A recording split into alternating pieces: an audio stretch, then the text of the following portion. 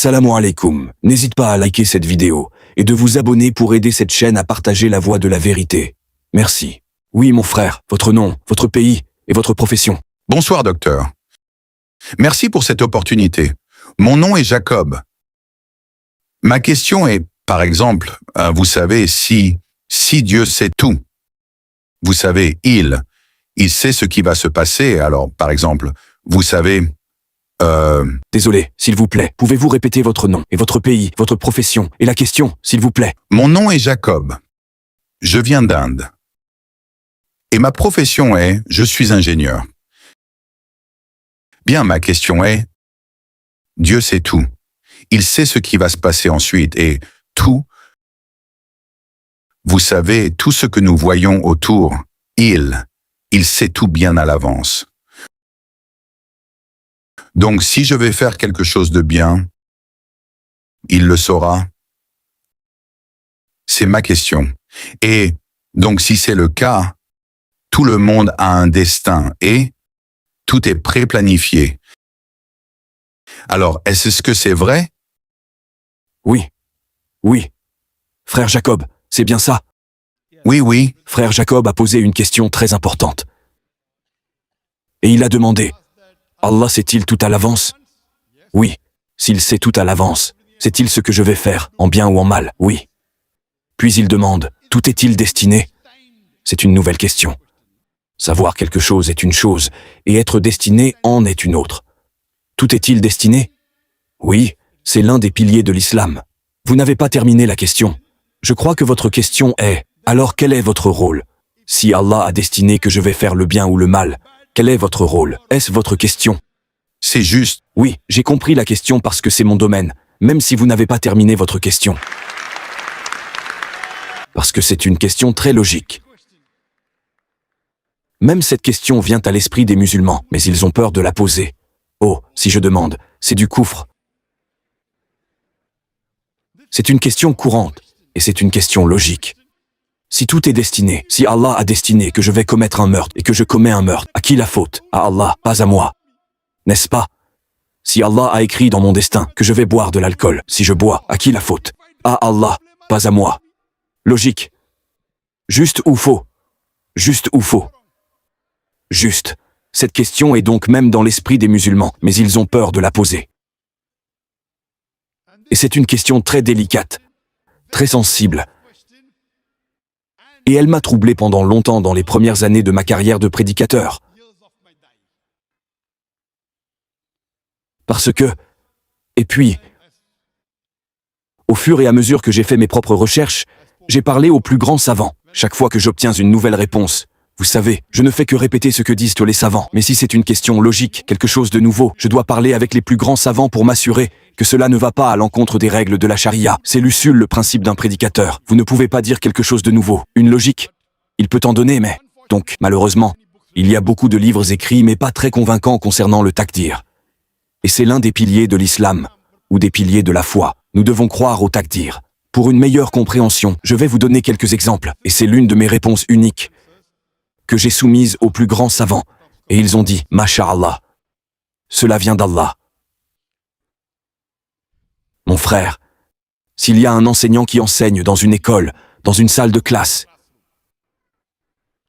et l'enseignant enseigne pendant 1 an, et avant l'examen, l'enseignant dit « Cet élève sortira premier de la classe. Cet élève aura la 2e classe. Cet élève, il échouera. » Désolé, je donne juste un exemple. Ne le prenez pas mal, mon frère. Le frère va se sentir mal. Pourquoi est-ce qu'il me fait échouer?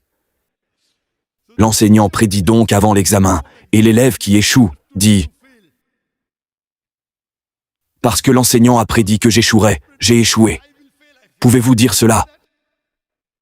Pas vraiment. Très bien, pas vraiment. L'enseignant sait que cette personne est très intelligente, fait très bien ses devoirs, arrive tôt en classe. Cet élève, d'accord, bien. Cet élève sèche les cours. L'enseignant fait donc une prédiction. Mais l'enseignant est un être humain. La plupart du temps, ils ont raison, mais ils peuvent faire une erreur. Allah subhanahu wa ta'ala a la connaissance de l'invisible. Il a la connaissance du futur. Il ne peut pas faire d'erreur. Mais l'élève dont l'enseignant prédit qu'il échouera ne peut pas se plaindre. Parce que vous avez prédit, j'ai échoué. N'est-ce pas? Maintenant, ce que nous devons comprendre, dans le taqdir, Allah subhanahu wa ta'ala a la connaissance du futur. Ce qu'il a donc fait, c'est qu'il a écrit à l'avance ce qui va se passer. Maintenant, frère Jacob, vous arrivez à un carrefour. Vous avez 4 routes, 1, 2, 3, 4. Vous pouvez en choisir n'importe laquelle. Vous choisissez la route 4. Allah sait donc à l'avance que lorsque frère Jacob arrivera au carrefour, il aura 4 choix. 1, 2, 3, 4. Il choisira la 4. Alors Allah écrit à l'avance. Quand frère Jacob arrivera au carrefour, il choisira la route numéro 4. De qui était le choix? Le vôtre. Mais Allah le Tout-Puissant a la connaissance de l'avenir. Il écrit à l'avance. Puis vous continuez. Vous arrivez à un autre carrefour. A, B, C, D, E. Vous choisissez la route A. Allah sait. Frère Jacob, quand il arrivera au deuxième carrefour, A, B, C, D, E, il choisira la route A. Qui a fait le choix? Jacob. Allah a la connaissance de l'avenir. Après avoir réussi vos études, vous pouvez choisir de devenir médecin, vous pouvez choisir de devenir ingénieur, vous pouvez choisir de devenir un voleur. Le choix est le vôtre. Vous choisissez de devenir un voleur. Je suis désolé. Je donne un exemple. Non. Très bien, mon cher. Désolé. Vous choisissez de devenir ingénieur. J'ai tort. Vous êtes ingénieur. Vous choisissez de devenir ingénieur. Qui a fait le choix? Vous ou Allah? Qui a fait le choix, mon frère, de devenir ingénieur? J'ai fait le choix. Correct. Allah sait à l'avance que cette personne choisirait de devenir ingénieur. Alors il écrit à l'avance. Frère Jacob, après avoir réussi l'école, l'université, sa licence, il...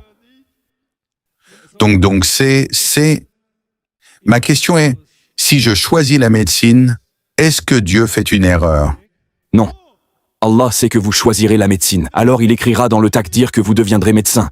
Donc cela signifie que tout est pré-planifié? Non, ce n'est pas préplanifié. C'est connu à l'avance. Comme l'enseignant prédit qu'il échouera. Vous comprenez, non?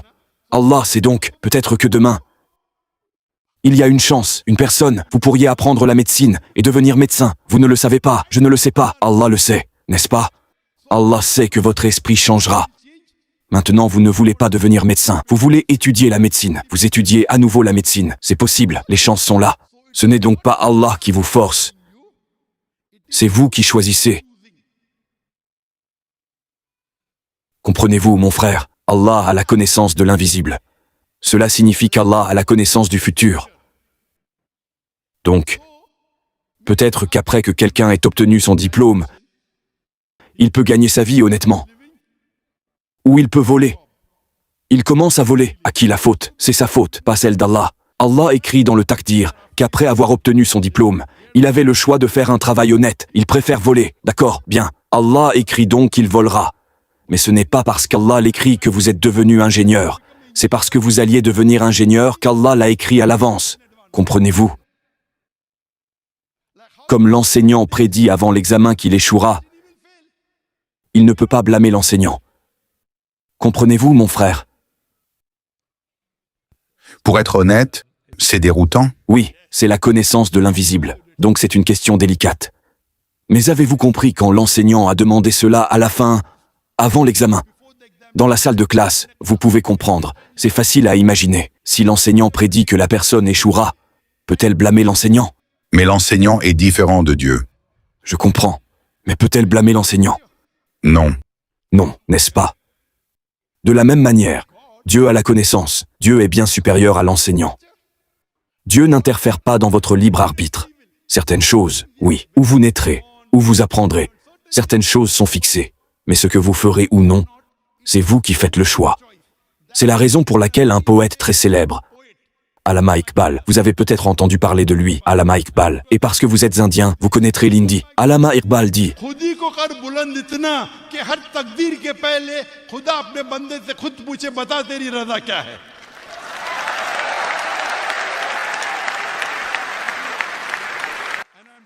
et on me dit qu'à Oman, beaucoup comprennent l'ourdou, comme à Dubaï.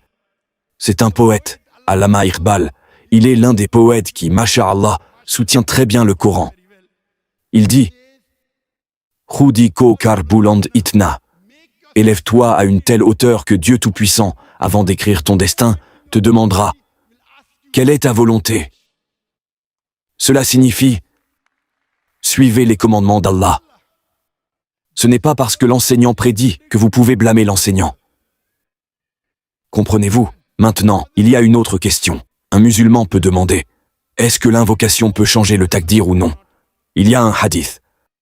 L'invocation peut changer le takdir. Donc si vous faites une invocation, est-ce que le takdir peut changer ou non? Laissez-moi vous donner un exemple.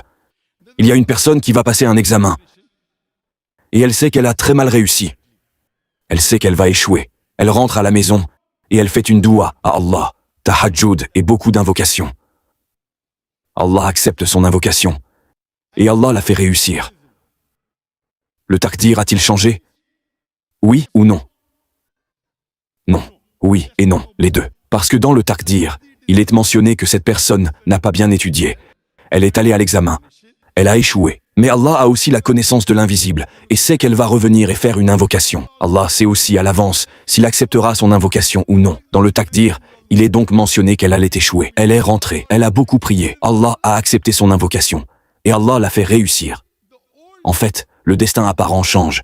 Mais Allah sait à l'avance si nous allons faire l'invocation ou pas. Pensez-vous qu'Allah ne sait pas si nous allons faire une invocation ou non? Allah le sait. Le hadith est donc correct, mais la compréhension est qu'Allah sait à l'avance que cet être humain va faire une invocation. Allah sait aussi à l'avance s'il acceptera votre prière ou non. Comprenez-vous? Ce takdir n'interfère donc pas avec votre volonté. Vous ne pouvez pas dire « Il est mentionné dans mon destin que je volerai, donc je vole ». Non, non. C'était votre choix. Vous pouviez gagner de l'argent honnêtement. Vous pouviez gagner de l'argent malhonnêtement. Et Allah dit, Allah a ordonné. Certaines, les choses qu'Allah a ordonnées. Allah a mis, vous obtiendrez $1 million, par exemple. Maintenant, vous pouvez obtenir $1 million, soit en volant, soit en travaillant dur. Certaines choses, Allah les a destinées. Je veux vous tester en vous donnant $1 million. Le choix est le vôtre. Le choix est le vôtre. C'est la raison pour laquelle il est dit dans le hadith que 50 000 ans avant la création des cieux et de la terre, Allah a déterminé la subsistance. Allah a mentionné ce que vous gagnerez et ce que vous ne gagnerez pas.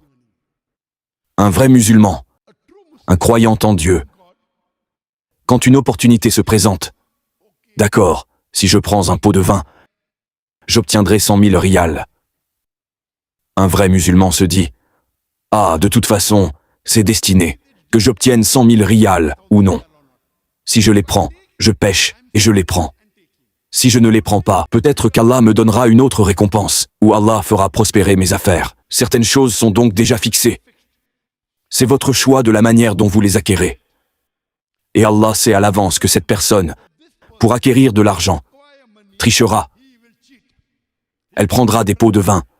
Cette autre personne, elle ne trichera pas. Le choix est donc le vôtre. Allah n'interfère pas dans votre choix.